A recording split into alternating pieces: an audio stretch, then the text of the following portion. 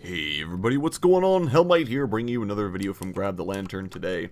Today I wanted to talk about the gold funneling strat that has been seeing use over the last month or so, but which has also finally started to crop up in professional play. And I wanted to talk about kind of what the strategy is, why it's not a great strategy, why it shouldn't be in the game, and what we might be able to do to fix the problem. Now, if you haven't heard or seen of gold funneling yet, the practical upshot of it is that one player, usually in the mid or jungle, gives up their farm in order to get one player ridiculously ahead. So the most common example of this is the Yi and Taric mid strat, where Taric goes mid, your mid laner plays Taric, and essentially all he tries to do is avoid last hitting minions. All he's trying to do is keep the wave as alive as possible, not take any minions, and try to freeze it just before the tower. Now, Taric, obviously, with all of his heals and shields, can do that pretty easily, and he also has some benefits later, which we'll talk about. After Master Yi finishes his bottom side clear, he comes mid, he kills all of the minions that Taric has been so graciously keeping for him, and then he goes back into his jungle while Taric proceeds to start stacking up wave upon wave of minions again. Yi comes back mid after finishing his topside jungle, clears the wave, so on and so forth.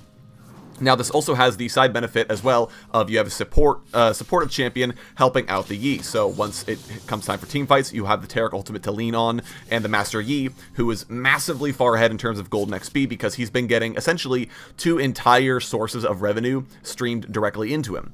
So obviously that's a huge leg up on the person who is getting gold funneled into them, because you're able to hit your item power spikes a lot faster than everybody else. You're getting essentially twice the amount of experience that everybody else is, and all it's costing you is one member on your team, an additional member on your team, I should say, and on top of the support player you have, giving up essentially any CS that they're going to be trying to get, or anything else they're going to be doing in the game other than supporting the gold funneled player.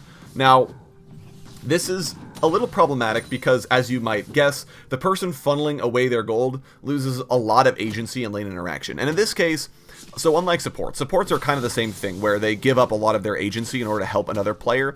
But in that case, supporting came about because players were trying to figure out how to maximize resource gains when you have only 4 gold revenue sources and 5 champions. The idea being, well, not everyone can get farm, so we're going to have one class of champions. We're going to have one champion that's going to be a high utility champion played with a guy who needs lots of gold in order to scale, and who's also weak early game, and this guy's just going to be there to help him kind of scale up, and he'll still be relevant even without gold because his value comes from his kit and his abilities rather than needing gold in order to do damage or other things like that.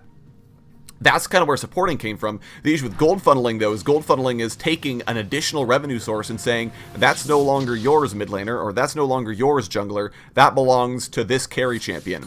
So you need to do whatever you can to not take any of this farm because that belongs to this one guy. And as you can expect, that kinda sucks, especially if it were to become meta, because it would mean that a lot of players would feel obligated to give up any sense of agency that they had. Their whole goal now is to feed the Yi, or to feed the Lucian, or whomever happens to be the gold funnelee in this sort of situation.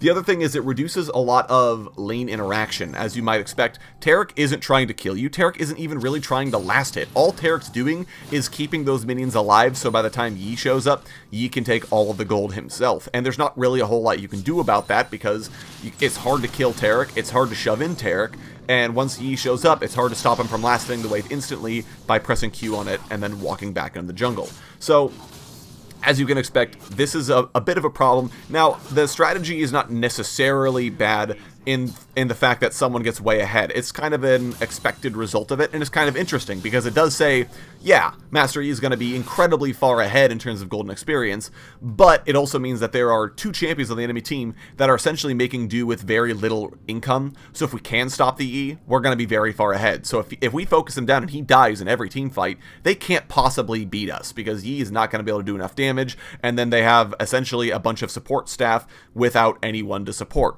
So the strategy from that standpoint isn't necessarily degenerate, but unfortunately it is kind of just in terms of lane interactions and from making another player on your team feel like they don't get to do anything in the game.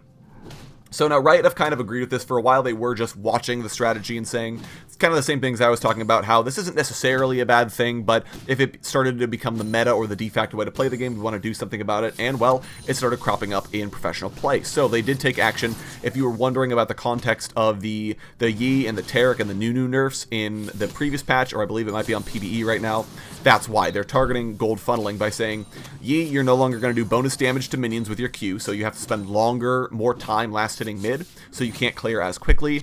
Taric, your ultimate's going to get bumped back. That was partially due to gold funneling, but partially because they were trying to just get Taric's ultimate in line with other similar power ultimates. And then Nunu lost AP scaling because Nunu was used in a gold funneling strategy alongside Karthus, where Nunu gave up a majority of his jungle in order to let Karthus last hit that as well. So that's what those nerfs were aimed at. We're trying to target the biggest outliers. Those are the champions that were getting played 9 times out of 10 in the gold funneling strat. So the idea being, if we can nerf those champions and the strategy disappears, then great, problem solved. However, as you might have seen in the LCS, that is not the end of it. People have started playing Braum mid, same kind of deal, just trying to preserve the wave in order for his gold funnelee to finally show up. People have been playing things like Lucian in the jungle with Smite in order to maximize his last hitting potential.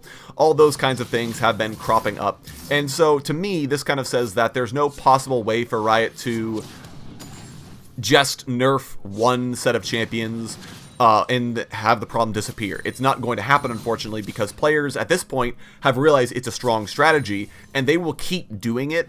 You know, they will just basically just keep going to different champions. So, alright, you nerf Taric, okay, we'll play Braum mid. Oh, if you nerf Braum, we'll play Alistar mid. If you nerf Alistar, we'll play Janna mid. And all these champions will just be able to sit under tower, just keep the wave alive as long as possible, try to freeze the wave, and then give it over to some of it, one carry in the jungle. So there's no real way for Riot to just nerf individual champions, because it'd be like playing whack-a-mole. You'd never be done nerfing champions because people will keep finding different ways to play this strategy, which, as you can expect, is a bit of a problem. So, to me, this kind of signals that you need to have a systemic fix for gold funneling. You have to find some way to say, you know, I don't know what it would be, unfortunately. It's a bit of a thorny problem, because even if you did something as heavy-handed as saying, if you have a jungle item, you get less gold from jungle minions, well, now you're in a situation where it feels really terrible if you do have a jungle item and you're trying to shove out a wave late game, or if I'm a jungler, but that ends up wanting to split push later game. I'm going to be getting just straight up less gold than everybody else. And that kind of sucks, especially for the person who's being punished for this scenario. So I don't know how you would fix it, but something systemic needs to be done to kind of address people getting gold revenue from multiple sources. Obviously, lane farm is easier because there are multiple places that you could be farming. It's hard to farm 2 lanes at the same time. You would need teleport, or you would need a very, very strong roaming champion. But even then, waves come too fast for you to really be able to just sit back and hit both waves at the same time, no matter how fast you were, no matter how fast you were able to move, like with something like Aurelion Soul E, if you max that first. I don't think you would ever be able to get all the minions in both waves, and you would miss out on a decent chunk of golden XP trying to do that. So it would have to be something that changes between moving from a lane farm to jungle farm. And I don't know what the fix would be, but something along those lines needs to be changed in order to fix the strategy, because I do think it is kind of degenerate in how it's being played currently, and I would absolutely hate it if that became like the meta way to play the game, as I've kind of talked about before. So, but those are just my opinions on gold funneling. Let me know what you guys are thinking of it down in the comment section below, or if you guys have any ideas about how Riot might fix the problem. Let me know in the comment section. Would love to hear your thoughts. If you enjoyed the video, go ahead and leave a like, and if you really enjoyed the video, consider subscribing. I upload a video every Monday, Friday, and on patch days as well. And if you're looking for more Grab the Lantern content, you can check out my blog, link down in the description. I upload an article just about each and every single day for your enjoyment. Once again, thank you guys so very much for watching. I do appreciate it, and I will talk to you all later.